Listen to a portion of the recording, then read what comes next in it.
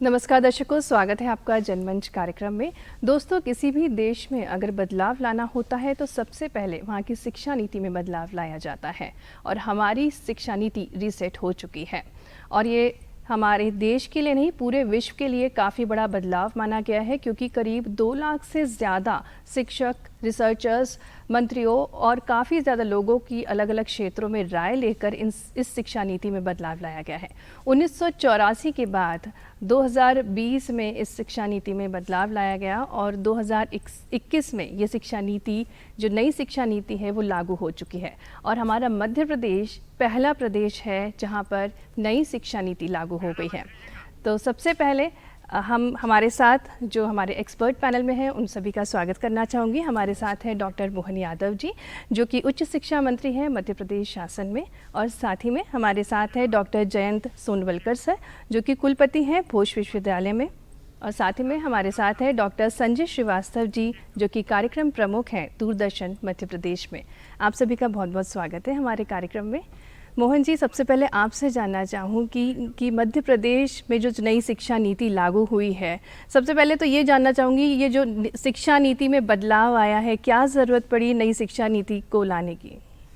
देखिए, आपका प्रश्न बहुत मौजू है, सही है। असली में तो हमारे यहाँ देश की आज़ादी के साथ ही हमको नई शिक्षा नीति लागू करना चाहिए थी, लेकिन दुर्भाग्य देश का कि ये एक बहुत लंबे समय तक हमने वो जो लॉर्ड मैकाले की शिक्षा पद्धति थी उसको ही फॉलो करते रहिए और वो शिक्षा पद्धति बहुत दोषपूर्ण थी जी। आज भी हम कल्पना करें कि कोई बच्चा पूरे साल पढ़ेगा और जो निर्धारित प्रश्न पत्र है वो उस दिन 5 क्वेश्चन करने आएगा, वो कोई कारण से वो अगर एब्सेंट हो जाता तो पूरा साल उसका चौपट हो जाता है। बिल्कुल। और उसी प्रकार से वो एक तरह से उसके व्यक्तिगत जीवन में भी देखें तो सिवाय रटने के वो अपने जीवन में कौन सी उपलब्धि दिखा पाता है। तो रट्टू तोते बनाते हुए हमने एक तरह से उसकी जो प्रतिभा है, जो योग्यता है, उसके साथ कहीं ना कहीं गुंजाइश थी जिसमें हम और बेहतर कर सकते थे। और दुनिया के परिदृश्य में देखें अगर, तो बहुत देश हैं जो शिक्षा को बहुत बेहतर तरीके से लागू करते और हमारी पद्धति भी ऐसी थी। बिल्कुल। तो ये 1947 के बाद 1968 में एक बार ऐसा आया कि शिक्षा नीति नहीं लागू करेंगे। 64 में शुरुआत हुई, बात करते करते 68 आ गया, लेकिन कोई खास बदल नहीं कर पाए। ये उसी परंपरागत व्यवस्था को चलाते रहिए। फिर दूसरा अवसर आया, वो 86 का था जी।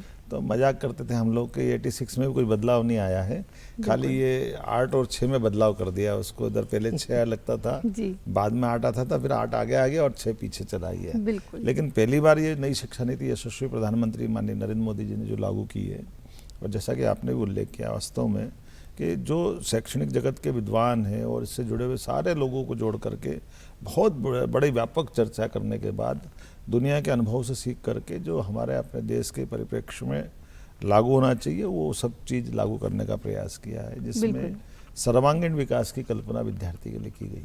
जी जी, बहुत अच्छे से आपने बताया ये, और बहुत ही तारीफ़ की बात है पूरे शासन की कि मध्य प्रदेश पहला राज्य चुना गया है इस नई शिक्षा नीति को लागू करने के लिए। तो क्या कुछ तैयारी है हमारे राज्य की और कैसे संभव होगा सब चीज़ें, क्योंकि लागू हो चुकी है? नहीं, यहाँ पे मैं बता दूं कि चुना नहीं गया है, ये मानो कि ये इस राज्य का एक्टिवनेस कहा जाएगा पहले कि सबसे पहले उदाहरण के तौर पर हमारी शिक्षा नीति रहेगी और राज्य भी फॉलो करेंगे। बिल्कुल। ये आपने सही कहा कि यशस्वी मुख्यमंत्री माननीय शिवराज सिंह जी चौहान के नेतृत्व में हमारा विभाग ने इसमें तुरंत गति पकड़ी। जैसे ही पिछली बार चर्चा चली तभी हमने उसमें इन्वॉल्व होकर के उसके लिए कौन कौन से दायरे हैं, किस प्रकार से हमको आगे बढ़ना है, वो समान रूप से हमने तुरंत टास्क फोर्स का गठन कर दिया और उसकी जो प्रारूप आया था उस प्रारूप के आधार पर ही हमने विविध अलग अलग प्रकार के काम निकाल लिए, जिसमें हमारा सिलेबस बनाना है, हमारे शिक्षकों के लिए क्या जरूरी होगा, वर्तमान में पाठ्यक्रम में क्या बदलाव किया जाना चाहिए, किस प्रकार से हमारे संसाधन है उसमें कौन कौन सी गुंजाइश रहेगी, कैसे कैसे बढ़ना चाहिए। और मुझे संतोष है कि कोरोना की 2 लहर के बावजूद भी हम समान रूप से उस पर काम करते रहे और इसी सत्र से हमने उसको लागू कर दिया। जी, काफ़ी कठिनाई रही होगी क्योंकि कोरोना भी रहा साथ में। जरूर। और विस्तार से जानना चाहेंगे कि स्वरूप क्या रहेगा इस नई शिक्षा नीति? देखिए, अभी तक हमारी जो विभिन्न संकायों की जो परीक्षा होती थी वो BA, BCom, BSc एक तरह से ये फॉर्मेट था, जिसमें हमारे पास में एक बने बनाए दायरे के अंदर कक्षा 10वीं के बाद से ही विद्यार्थी कोई सिलेबस अपना कोई सब्जेक्ट चॉइस कर लेता, मान लो उसने बीए करने की सोची होगी तो आर्ट्स ले लिया अगर उसने, तो फिर वो बीए या एमए कर ले तब भी वो साइंस का सब्जेक्ट नहीं पढ़ सकता था। जी। अगर कोई ने साइंस ले लिया तो बाद में फिर उसकी कोई गुंजाइश अन्य सब्जेक्ट की नहीं थी। बिल्कुल। और इसी के साथ साथ ये जो पढ़ाने वाले सब्जेक्ट हैं उनके भी प्रकार इस प्रकार के थे कि उसमें प्रैक्टिकल की एक तरह से आर्ट और कॉमर्स में तो न केवल कॉमर्स में थोड़ा नाम मात्र का था, लेकिन एक कोई कॉन्फिडेंस था या बाद में उस शिक्षा नीति का उसके जीवन में कोई उपयोग हो,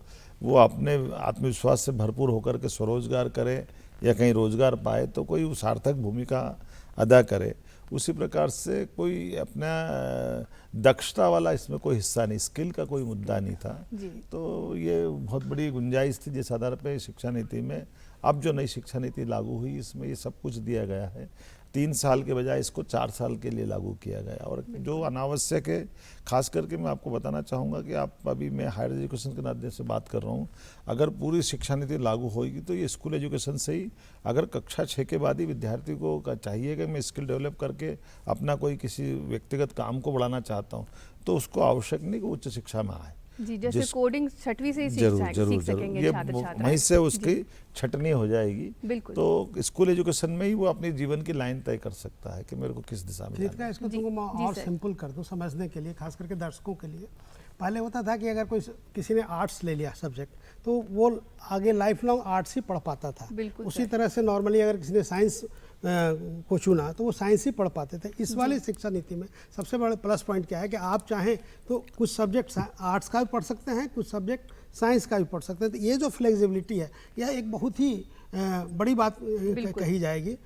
दूसरी बात इम्पॉर्टेंट है कि इसमें स्किल डेवलपमेंट को भी इम्पोर्टेंस दिया गया है। और साथ ही साथ एक बात है कि जैसे अमूमन देखोगे, अगर मध्य प्रदेश की राज्य की बात हम लोग करें तो अगर मान लो कि बहुत लोगों के पास किसी के पास इनकम कम है तो शुरू में उसके लिए इम्पोर्टेंट होता है उस बच्चे के लिए कि उसका कोई रोजगार का कोई साधन मिल जाए, तो वो अपना स्किल डेवलप किया। लेकिन उसमें उसे फंसे नहीं रहना है। अगर उसे आगे बढ़ना है तो उसके पास एक प्लस पॉइंट ये है कि वो अपने स्किल को आगे बढ़ाएगा, उससे रोजगार पाएगा, उसमें वो लगा रहेगा। और साथ ही साथ वो चाहे तो शिक्षा को वो आगे मैंने चालू कर सकता है। जी। और उसमें एक भी फ्लेक्सिबिलिटी है। पहले होता था कि अगर मान लो कि हम बीएससी या बीए का कोर्स कर रहे हैं तो 3 साल का है, अगर हम 3 साल पूरा नहीं किए तो हम किसी काम लायक नहीं होते थे, हमें कोई डिग्री नहीं मिल पाती थी क्योंकि हमने 3 साल का वो पूरा पीरियड पूरा नहीं किया।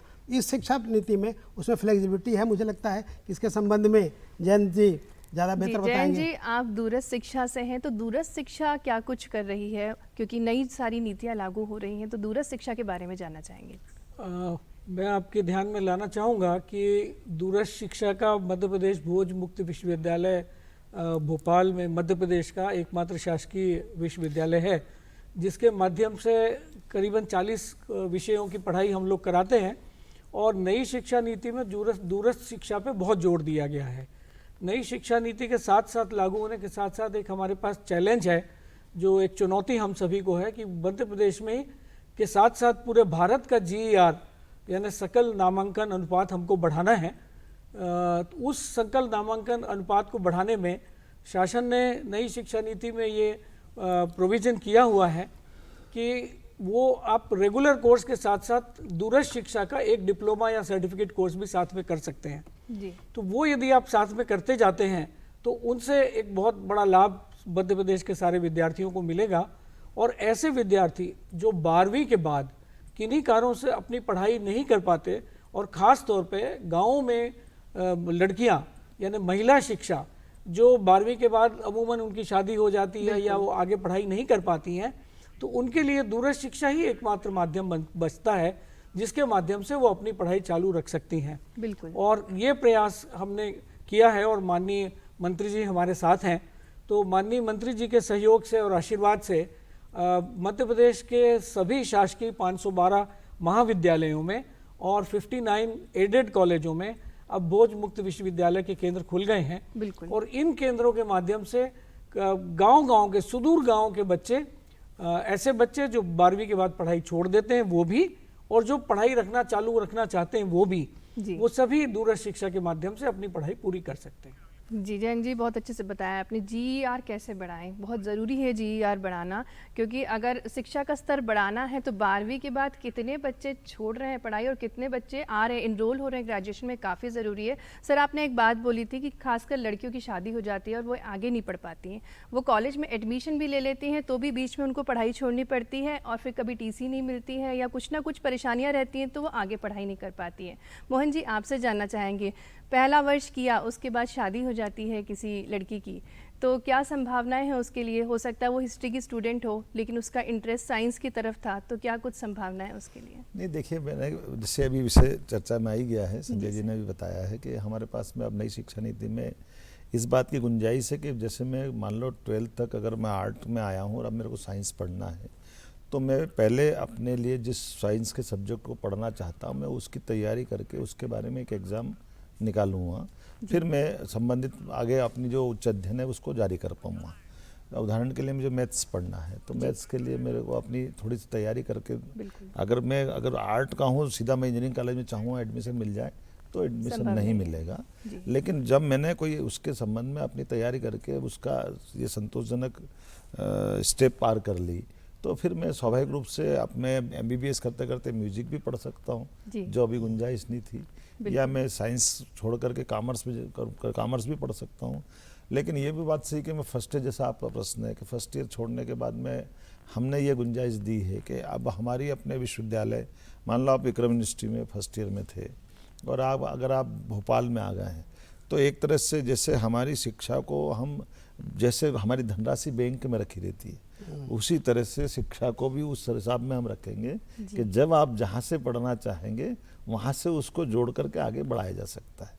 ये समान रूप से पूरे देश तक में जाएगा आगे जाकर, यानी इसको मानो क्रेडिट स्कोर। क्रेडिट बैंक के बारे में सर आप जैन सर आपसे जानना चाहेंगे, विश्वविद्यालय कैसे कार्य करेगा, क्योंकि बहुत सारी परेशानियों का भी सामना करना पड़ेगा, काफी सारे स्टूडेंट्स इनके बारे में मैं जो बता देता हूँ, आप थोड़ा सा इनकी जो यूनिवर्सिटी है आज की इस नई शिक्षा नीति में ये बहुत बड़ा रोल अदा करेगी। ये हमारे लिए जो शासन की रेगुलर यूनिवर्सिटियाँ उनके तो दायरे हैं जहाँ विद्यार्थी रेगुलर आकर के पढ़ निकल के जाएगा, लेकिन ये ओपन यूनिवर्सिटी का मतलब ये है कि आप घर बैठ कर के भी वो सारी विषय पढ़ सकते हैं, और जब कभी आपने पुराने समय में पढ़ते पढ़ते छोड़ भी दिए होंगे तब भी ये पढ़ने के लिए प्रेरित कर रहे हैं और उसकी डिग्री कर सकते हैं। और इतना ही नहीं, अब इनके जो कोर्स की जो डिज़ाइन है वो इतनी अच्छी है कि रामायण पे बीएससी कर सकते हैं, डिप्लोमा कर सकते हैं, महाभारत पे जा सकते हैं।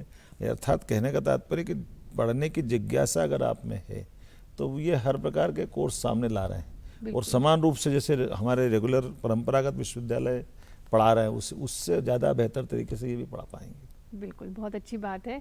हमारे साथ संजय सर है। संजय सर, आप मीडिया प्रोफेशनल हैं और आपने भी बीएससी एमएससी किया होगा, आपका क्या सोच विचार है जो नई शिक्षा नीति लागू हो गई है उसके बारे में क्या सोचते हैं आप? मैंने अपनी बातों के दरमियान ही तुम्हें बोला था कि जैसे स्किल डेवलपमेंट को जिसको इसमें इंक्लूड किया गया वो बहुत ही इंपॉर्टेंट है। इंपॉर्टेंट इन द सेंस कि खास करके पहले लगता था कि अगर मैं आर्ट्स पढ़ा या हिस्ट्री पढ़ा या मान लो फिजिक्स पढ़ा, तो आर्ट्स जो पढ़ने में अगर हिस्ट्री पढ़ा तो उसका अमूमन उसका उपयोग अगर आप एकेडमिक्स में जाते हैं, लेक्चरर बनते हैं या कम्पिटिटिव एग्ज़ाम क्वालिफाई करते हैं और आपको जॉब लग जाती है, तब तो उसकी उपयोगिता थोड़ी दिखती है कि चलो मैंने पढ़ाई पूरी की और हमें जॉब लगा और अब मैं गवर्नमेंट एम्प्लॉय बन गया या कुछ भी हुआ। लेकिन ये जो नहीं होने के चलते फिर वो लगता था कि इस सब्जेक्ट में पढ़ा क्यों, इसकी उपयोगिता क्या है ना। तो इसीलिए मैं कहूँगा कि इस नई शिक्षा नीति 2020 है, इसमें सबसे बड़ी खासियत यही है कि इसमें दोनों का एक मिक्सचर किया गया है। यानी सबसे पहले इम्पॉर्टेंट होता है कि कोई भी गार्जियन अगर उसका बच्चा है तो पहले सोचता है कि हमारा बच्चा बड़ा होगा और आगे बढ़ने के बाद वह समाज में जब खड़ा होगा तो अपने पैरों पर खड़ा हो। तो एजुकेशन, मैं ये नहीं कहता कि एजुकेशन को डायरेक्टली आप जॉब से रिलेट करें, लेकिन सबसे बड़ी बात यह है कि स्किल की जो शुरुआत जो बचपन से होते हुए आगे 12th तक में आते आते तक वो कोई ना कोई एक स्किल सीख लेता है। स्किल सीखने के बाद उसमें एक लेवल ऑफ कॉन्फिडेंस जनरेट होता है और उस लेवल ऑफ कॉन्फिडेंस जो कॉन्फिडेंस जनरेट होता है उसके तहत वो अपने को समाज में उसका एक वजूद और एक आइडेंटिटी बनती है ना। तो बहुत बार ऐसा होता था कि आप एक सिंपल डिग्री इवन डॉक्टरेट तक ले लिए और अगर आपको मान ली लेक्चरशिप नहीं मिली तो वैसी स्थिति में लगता था आप still you are a zero, है ना। लेकिन अगर 12th तक अगर आपने स्किल का एजुकेशन लिया और वहाँ तक जाकर के आपने एक ऐसी विधा सीख ली है जिसको हम लोग कहते हैं कि प्रोफेशनल कोर्सेज, ऊपर जाने पे हायर स्टडीज़ में या कह सकती हो कि प्रोफेशनल कोर्स, मान लो कोई CA बना या कोई डॉक्टर बने या कोई इंजीनियर बने या कोई इस तरह का, तो उतने प्रोफेशनल कोर्स नहीं भी उसके बिलो स्टैंडर्ड पे भी अगर कर सकती हो 12th में अगर स्किल डेवलप किया तो सबसे बड़ी बात यह है कि उसको एक आधार मिल जाता है, एक स्तंभ मिलता है अपने को जीने के लिए और समाज में आइडेंटिटी प्राप्त करने के लिए। बाद में जब उसको फुर्सत मिलती है और वो चाहे तो अपने रोजगार के साथ साथ अपनी आगे की पढ़ाई वो पूरा कर सकता है। और उसके ऊपर इस तरह का भी बंधन नहीं है कि अगर आप 3 साल का पूरा कोर्स कीजिए या 4 साल का पूरा कोर्स करेंगे तभी आपको डिग्री मिलेगी। इस शिक्षा नीति में सबसे प्लस पॉइंट वही है कि अगर आपने 1 साल का कोर्स किया है ना और उतना किया और आगे आप नहीं कर पाए तो आपको सर्टिफिकेट मिल जाता है, यानी आप सर्टिफिकेट धारक हो जाते हैं। अगर आपने 2 साल का कोर्स कंप्लीट किया और आप पास होते हैं तो फिर आपको वहाँ पर डिप्लोमा मिलता है। 3 साल और उसके आगे के बारे में जानकारी जैन साहब ज़्यादा बताएंगे तो फिर आपको डिग्री मिलती है। तो यह एक बहुत बड़ी फ्लेक्सिबिलिटी है ना। यानी पहले कई बार लगता है हम 25 साल तक पढ़ पाए तो ठीक है, अब आगे हम पढ़ नहीं पाएंगे। तो इसमें यह प्लस पॉइंट यह है कि आप उम्र के किसी भी दहलीज पे आप अपनी पढ़ाई चालू रख सकते हैं, कर सकते हैं, रोक सकते हैं, फिर आप चल सकते हैं जी। और बहुत मैं कहूँगा अच्छी बात बताइए कि छात्र को बहुत ज़्यादा फ्लेक्सिबिलिटी मिल गई है अपना करियर बनाने के लिए, करियर चुनने के लिए। मल्टीपल ऑप्शंस रह सकते हैं, साइंस के साथ म्यूज़िक या जो भी है, हिस्ट्री के साथ स्पोर्ट्स, बहुत सारे ऑप्शंस हैं जिससे उनका फ्यूचर बहुत ब्राइट रहे। एक मेरा प्रश्न है, 12वीं, पहले ऐसा होता था 12वीं के जो स्कोर्स होते थे वो काफ़ी मायने रखते थे और वो कट ऑफ वैल्यू जो जाती थी कॉलेज में उसी से एडमिशन होता था। अभी नई शिक्षा नीति में क्या कुछ प्रक्रिया रहेगी? वो स्कूल के मार्क्स जो 12वीं के मार्क्स हैं उतने ही इम्पोर्टेंट रहेंगे या एंट्रेंस एग्ज़ाम के बेस पे एडमिशन होगा? देखो, दोनों तरह की बातें हैं जी। ये आपने जो बात कही कि जो बच्चा जिस सब्जेक्ट को पढ़ने जा रहा है उस पढ़ने की उसकी खुद की योग्यता कैसी है जी। और उस संस्थान का अपना ट्रैक रिकॉर्ड कैसा, वहाँ सीट कितनी है, उनकी उपलब्धता कितनी है, उसकी गुणवत्ता के आधार पर दोनों का अपना एंट्रेंस के माध्यम से फिर उसकी 12th वाली बात गौण हो जाएगी जी। लेकिन ये जैसे अब मान लो MBBS करना है तो नीट मान लो एग्ज़ाम होती है। हाँ जी। तो वो नीट निकालेगा तो जाएगा, अपने कोई दिक्कत ही नहीं है। अब तो भारत सरकार की तरफ से पूरी देश के लिए हो रही है। ऐसे क्लेट की एग्ज़ाम निकाल रहा है तो वो लॉ करेगा जी। ये इसमें ये जो हमारी जो व्यावसायिक परीक्षा वाली जो पद्धतियाँ जिसके लिए एंट्रेंस के एग्ज़ाम होती है वो अपनी चलती रहेगी। लेकिन इसके अलावा भी हमारे पास में हम जब सकल रूप से पंजीयन की दर बढ़ा रहे हैं, गुंजाइश स्कोप की बढ़ा रहे हैं, तो वो संस्थान भी हम ज़्यादा खोल रहे हैं। जैसे उदाहरण के लिए, और उनका बहुरूप भी आ रहा है सामने जी। जैसे अभी तक मेडिकल शिक्षा मतलब एलोपैथी, तो एलोपैथी से काम नहीं चलने वाला है। हमको नेचुरोपैथी पे भी जाना पड़ेगा, हमको आयुर्वेद पे भी जाना पड़ेगा। इसके अलावा कुछ सर्टिफिकेट डिप्लोमा कोर्स भी चालू कर रहे हैं। जैसे आपने देखा कि इस कोरोना के कठिन काल में बहुत सामान्य इलाज जो झोला छाप हम कहते हैं, लेकिन वो किसी कंपाउंडर की तरह किसी डॉक्टर के काम करने वाले व्यक्ति ने भी स्लाइन चढ़ा दी, वो इंजेक्शन लगा दिया, प्राथमिक उपचार कर दिया, तो कहीं अपराध नहीं हुआ ये। तो एक तरह से जो इतना बड़ा हमारा देश है, 125 करोड़ की आबादी है, ऐसे में हमको जब ये गैप भरना, आज भी अगर हम डॉक्टर की आबादी की तुलना करें तो बहुत बड़ा गैप है, तो बीच का कुछ रास्ता निकालने की आवश्यकता भी है। और मैं समझ सकता हूँ कि हमारे यहाँ क्या पूरे देश, क्या दुनिया ने इस बात को माना है जी कि अब हमको अपने इन दायरों को दोबारा विचार करने की ज़रूरत है। तो ये सारे कोर्स पे आयुष विभाग भारत सरकार ने भी स्थापित किया है, मध्य प्रदेश सरकार ने भी काम किया है, और समान रूप से खाली आयुष नहीं है, दूसरे इसी प्रकार के हमारे तकनीकी वाले विभाग भी इसी प्रकार से काम कर रहे हैं। तो अर्थात ये जो नए कोर्स बहुत बढ़ाए हैं, उस कोर्स डिप्लोमा को बढ़ा करके, और ये छूट भी दे रहे हैं कि जैसे उदाहरण के लिए आप मान लो मैं MBBS कर रहा हूँ, MBBS करते करते मेरे को लगता है किसी और सब्जेक्ट में मुझे डिप्लोमा कर लेना चाहिए या एक डिग्री और कर सकता हूँ। तो ये शिक्षा नीति की विशेषता है कि आप डबल डिग्री कर सकते हैं, डिग्री के साथ डिप्लोमा कर सकते हैं।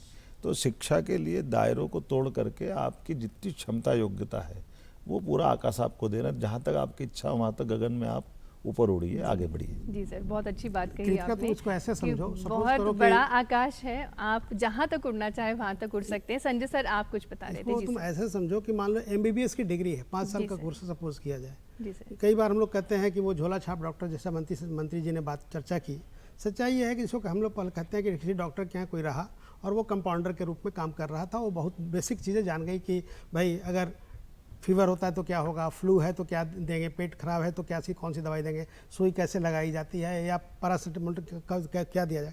तो वो जो बेसिक नॉलेज ले लेता था और उसके बाद किसी कारण से अगर वो छोड़ करके अपनी प्रैक्टिस में चला जाता था, ठीक गांव में आवश्यकता ज़्यादा है, आज तुम देखती हो कि बहुत सारे डॉक्टर MBBS की डिग्री लेते हैं लेकिन गांव में नहीं जाना चाहते।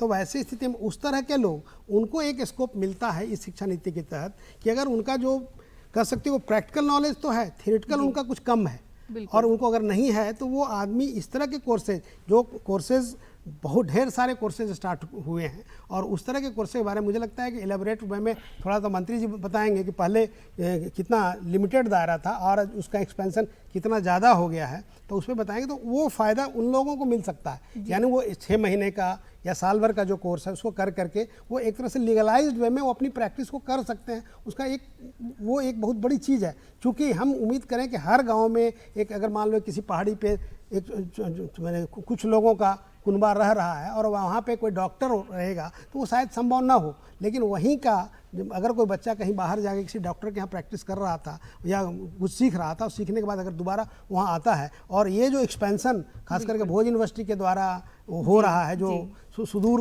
इलाकों में बैठा हुआ छात्र भी वहाँ सीख सकता है। और आज जब ग्लोबलाइजेशन की बात होती है और आज इंटरनेट की बात हो रही है, और इंटरनेट में वो कोई आदमी कहीं से भी ऑनलाइन एग्जामिनेशन में अपीयर हो सकता है और एग्जामिनेशन को दे सकता है और फिर उसको सर्टिफिकेट मिल सकता है, तो ये एक बहुत बड़ी अपॉर्चुनिटी कही जाएगी। और खास करके हमारे माननीय प्रधानमंत्री जी के द्वारा जो डिजिटलाइजेशन की बात की गई है और इतना बड़े लेवल पे जो एक्सपेंशन हो रहा है, और इसके चलते हम जो सोच रहे हैं कि भारत आने वाले दिनों में सुपर पावर बनेगा या एक विश्व गुरु बनने की परिकल्पना पे दोबारा हासिल कर पाएगा, तो उस दिशा में बहुत बड़ा एक रोल हो सकता है। मुझे लगता है कि ये जो एक्सपेंशन है इस पे जैन साहब और मंत्री जी ज़्यादा कुछ। वैसे एक और बात भी है, जैसे अब इसमें एक सबसे महत्वपूर्ण पक्ष और भी जुड़ा है। वो पक्ष ऐसा है कि हमारा जो कोर्स डिज़ाइन करने का जो तरीका है जी, उसमें कुछ सब्जेक्ट अनिवार्य हैं, बिल्कुल, कुछ मेजर है, कुछ माइनर है, कुछ ऐच्छिक भी जोड़े गए हैं जी, और कुछ ऐसे हैं जिनको जेनरिक माना हमने कि इनको अपने को लेना चाहिए। जी, तो उसके डिज़ाइन करने में ये सारी बातों का समावेश किया गया जो एक व्यक्ति के व्यक्तित्व को एक तरह से निखार के सामने लाता है, और उसका मर्म भी हमारे पास है। जैसे हमारी भारत की जो भौगोलिक स्थिति है और आबादी है, ये बहुत खूबसूरत देश भी और भाषा की खूबसूरती भी है, विविधताओं से भरा हुआ देश है। दुर्भाग्य से शिक्षा मतलब अभी तक की जो शिक्षा है वो अंग्रेजी से जोड़ दी गई थी। तो जो हमारी पारंपरिक भाषाएं थी, क्षेत्रीय भाषाएं थी, वो एक तरह से कमोबेश सारी शिक्षा में आकर के अंग्रेजी आपकी अच्छी है तो आप अच्छे वकील बन सकते हैं, अंग्रेजी अच्छी है तो आप डॉक्टर बन सकते हो, जो सब कुछ मुलम्मा अंग्रेजी का जो चढ़ा दिया है, इसमें इस बात की गुंजाइश निकाल के बाहर कर दी गई है। तो हमारे तमिल में अच्छे से कोई डॉक्टर बन सकते हैं, वो तमिल में उनका साहित्य सारा जो अध्ययन करने के लिए डॉक्टर के लिए ज़रूरी है, वो वहीं से तमिल भाषा से इंजीनियर बन सकता है, वकील बन सकता है। ऐसे तमिल से तात्पर्य ये हर प्रकार की, मलयालम हो सकती है, कन्नड़ हो सकती है, हिंदी का अटल बिहारी वाजपेयी जो अपना विश्वविद्यालय चालू हुआ ये उसी परिकल्पना में है कि अगर अपना देश का अगर हिंदी भाषी इस बेल्ट बहुत बड़ा है तो वो अपनी भाषा में अपने कोर्स क्यों तैयार नहीं कर पाएगा। तो इस तरह से इस शिक्षा नीति के माध्यम से, और हमने सबने देखा कि बड़े पैमाने पर जो अब जैसे आपने देखा होगा वर्तमान का दौर अब इस तरह से हमको बहुत जल्दी से कई सारे मसले में भाषा का जो बहुत बड़ा रोल रहता है। बहुत बड़ा बदलाव है सर। ये जो देश हमारा देश है, यहाँ पर विविध भाषाएं हैं और सबकी मदर टंग के अकॉर्डिंग सिलेबस को प्रोवाइड कराना, पूरा कैरिकुलम बनाना, ये बहुत बड़ा बदलाव है और इससे हमारे पूरे समाज में बहुत बड़ा चेंज आएगा और जो सर्विस प्रोवाइडर्स हैं वो अपनी सर्विस और अच्छे से लोगों तक पहुंचा पाएंगे। सर, इंटर्नशिप कितना ज़रूरी है? इंटर्नशिप तो बिना हमारे लिए ये सबसे पहली ज़रूरत है कि उच्च शिक्षा में जैसे आ रहा है तो एक तरह से एमफिल करने वाली बाध्यता थी वो इससे कम कर दी गई है। हम तो अपनी यूजी के अच्छा स्नातक स्तर पे ही बच्चों को उस तरह से जोड़ देंगे तो रिसर्च के साथ वो अपना काम कर सकेगा।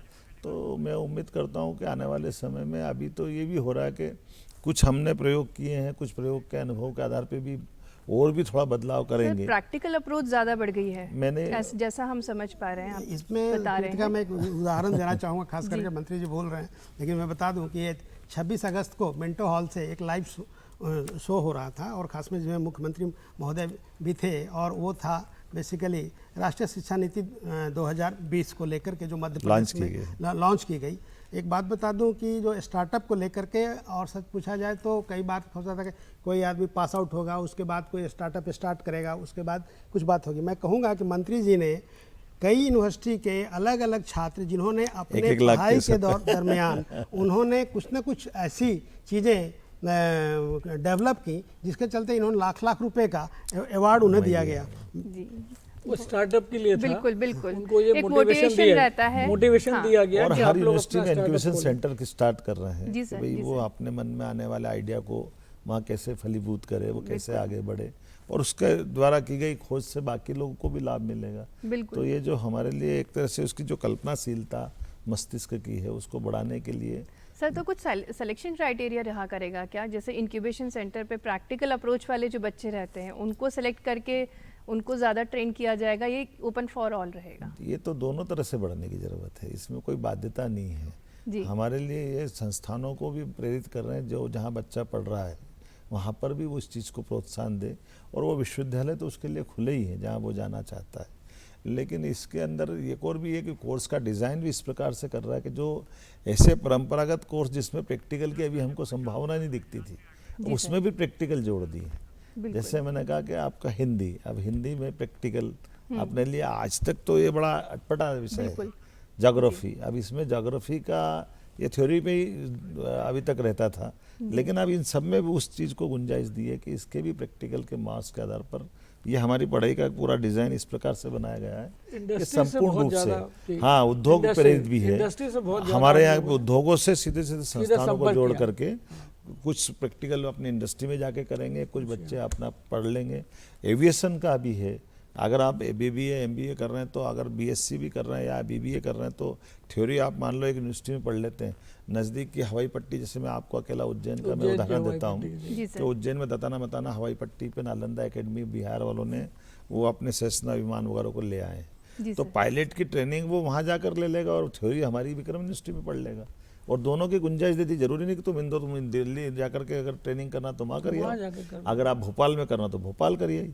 तो ये एकदम दायरा इतना खोला गया है कि हर एक व्यक्ति को जैसी उसकी सुविधा है, लेकिन उसको ये जोड़ करके डिग्री मिल जाएगी, ये ताकि उसके जीवन में। और ये आप कल्पना करिए कि मैं BSc करते करते अगर पायलट की ट्रेनिंग ले लेता हूँ तो आज क्या है, आज उल्टा है, पहले मेरा ग्रेजुएशन पूरा हो जाए अब फिर मैं ट्रेनिंग स्टार्ट करूँगा। तो ये जो जीवन का प्रत्येक दिन का जो समय की कीमत थी, वो जो पिछले शिक्षा नीति में कहीं ना कहीं नकारी गई थी, बिल्कुल उसको इस बात को दिल खोल के स्वीकार कर लिया है कि हमारे बच्चों का एक एक दिन कीमती है, उनकी हुनर की, उनकी समय की कीमत करना चाहिए। समय को देखते हुए जो बदलाव किया गया है, छात्र छात्राओं में बहुत ज़्यादा एनर्जी है, ऊर्जा है सर, और जो पूरे प्लानिंग हुई है काफ़ी अच्छी हुई है और संपूर्ण संभव है, संपूर्ण चीज़ें संभव है जो भी वो करना चाहें।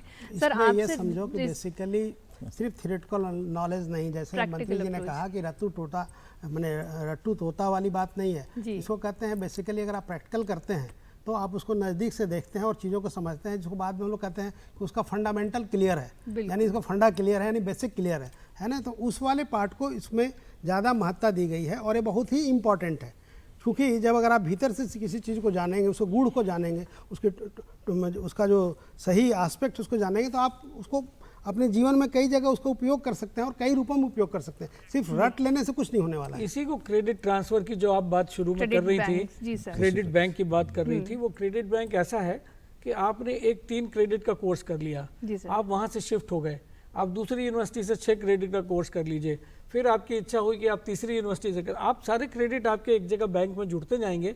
जब आपके 140 क्रेडिट हो जाएंगे तो आपको ग्रेजुएशन की डिग्री मिल जाएगी। सर क्या कोई कॉमन पोर्टल रहेगा? गवर्नमेंट ऑफ इंडिया ने इसका कॉमन पोर्टल निकाला है और मध्य प्रदेश से भी 2 विश्वविद्यालयों को इसके लिए चुना गया है, जिसमें एक देवील विश्वविद्यालय और भोज विश्वविद्यालय। ये लोग इसका इस साल का एक्सपेरिमेंट कर रहे हैं। हम लोगों ने अपना सारा डाटा अपलोड कर दिया है और हमारे विद्यार्थी पिछले साल के रिजल्ट के आधार पे यदि कहीं और जाना चाहेंगे तो उनको वहां एडमिशन मिल जाएगी और उनका रिजल्ट ऑटोमेटिक क्रेडिट से ट्रांसफर हो जाएगा, उनको हमारे पास आने की आवश्यकता नहीं है। काफी इजी हो जाएगी अप्रोच और इन्फॉर्मेशन बहुत इजीली मिल जाएगी क्योंकि बच्चा नहीं आ पाता कई बार विश्वविद्यालय। सर रिसर्च की और बात करना चाहूंगी, रिसर्च के क्षेत्र में क्या कुछ नई संभावनाएं हैं? रिसर्च तो परमात्मा की दया से अनंत एकदम ब्रह्मांड की तरह दौड़ाता है, सबको दिखाता है। जी सर। रिसर्च के आधार पर ही दुनिया के कई सारे मुल्कों ने बहुत उन्नति की और दुर्भाग्य हमारा रहा है कि हमने उनके की गई खोज की कीमत दे करके अपना समय पास किया है। अब हमको स्वयं को खोज करने की ज़रूरत है और ये भी हमने देखा कि काल के प्रवाह में जब जब हमको चुनौती मिली, हमारी प्रतिभाओं ने उसका उत्तर ढूंढ लिया है।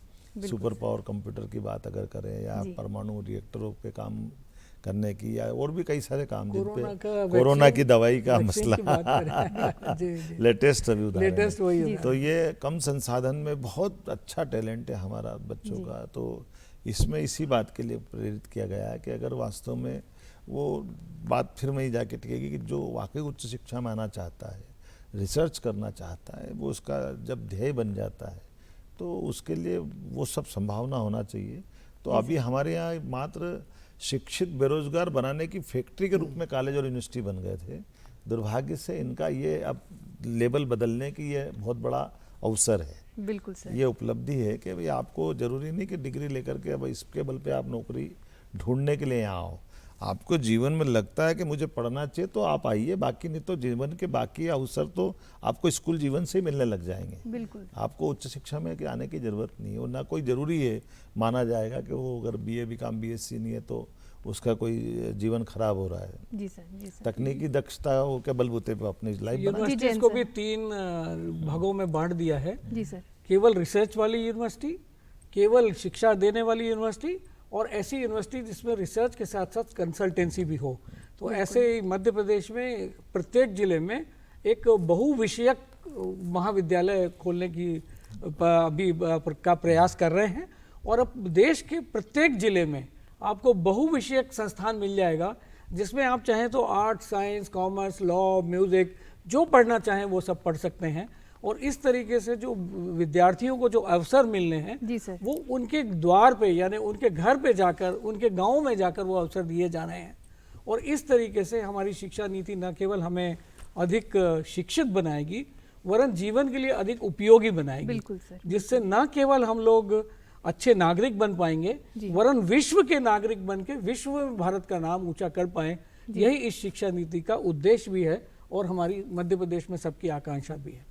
टीचर्स के लिए एक क्वेश्चन और सर कि टीचर्स के लिए क्या नई गाइडलाइन होगी नई शिक्षा नीति के? देखिए ये आपने मर्म की बात कही है। जी सर। इसमें बड़ी संख्या में जो हमारे टीचर हैं जिनको अभी परंपरागत पाठ्यक्रम में परंपरागत तरीके से ही पढ़ाने का जो अनुभव था, एक बड़ी भूमिका इन लोगों की रहने वाली है जिसमें टीचर्स भी है और हमारे संस्थान का समूचा स्टाफ भी है। बिल्कुल। और मैं उम्मीद करता हूँ कि हमारे लोगों में ये योग्यता है वो तुरंत हासिल करेंगे। जैसे मैं जानकारी देना चाहूँगा, कोरोना के कठिन काल में हमने जैसे ऑनलाइन पढ़ाई चालू की, शुरू का तो हमको लगा अटपटा कि ये कैसे होगा क्या होगा, लेकिन ध्यान में आया कि इस पर सबका ध्यान चला भी गया और बल्कि उसकी एग्ज़ाम भी करा सके तो एग्ज़ाम भी करा ली। बाकी भी पूरा 2 सत्र निकल गए और ये दोनों सत्र में हमने अपनी सामान्य परीक्षा की तरह सारी व्यवस्था को संचालित कराया है। जी सर। जैन सर, जैसा कि हम जानते हैं, आप बता रहे थे विश्व गुरु रह चुका है हम भारत, हर चीज़ में विश्व गुरु रह चुका है और क्या संभावना है? डिजिटल हो गया, सर ने बात छेड़ी थी संजय सर ने कि डिजिटल इंडिया की बात काफ़ी हो रही है। तो डिजिटल साक्षरता की अगर बात करें, हर कुछ ऑनलाइन उपलब्ध है लेकिन साक्षरता अभी भी कहीं ना कहीं कम है, तो उसको बढ़ावा देने के लिए क्या कुछ करेंगे? जैसा कि अभी मंत्री जी ने बताया कि कोरोना में हम लोगों को एक बड़ी सीख मिली है। जी सर। कि सभी पढ़ाई जो हम लोग पहले केवल क्लास में चॉक स्टिक से ही पढ़ाते थे, वो जब पढ़ाई ऑनलाइन हो गई है, आपके डिजिटल पेमेंट सारे ऑनलाइन हो गए हैं, भीम ऐप और इस तरह के करीबन 50 ऐप आ गए हैं। इसके अलावा आप देख रहे हैं कि भारतवर्ष में तो हम लोगों ने इसके लिए इनोवेशन किया था कि रेलवे के रिजर्वेशन तो पिछले 15 सालों से 20 सालों से हम लोग ऑनलाइन ही कर रहे हैं। तो अब समय ऐसा है कि सारा ऑनलाइन रिसोर्स मटेरियल, जिसको भारतवर्ष में हम नई टर्मिनोलॉजी यूज़ कर रहे हैं, OER, ओपन एजुकेशनल रिसोर्सेज।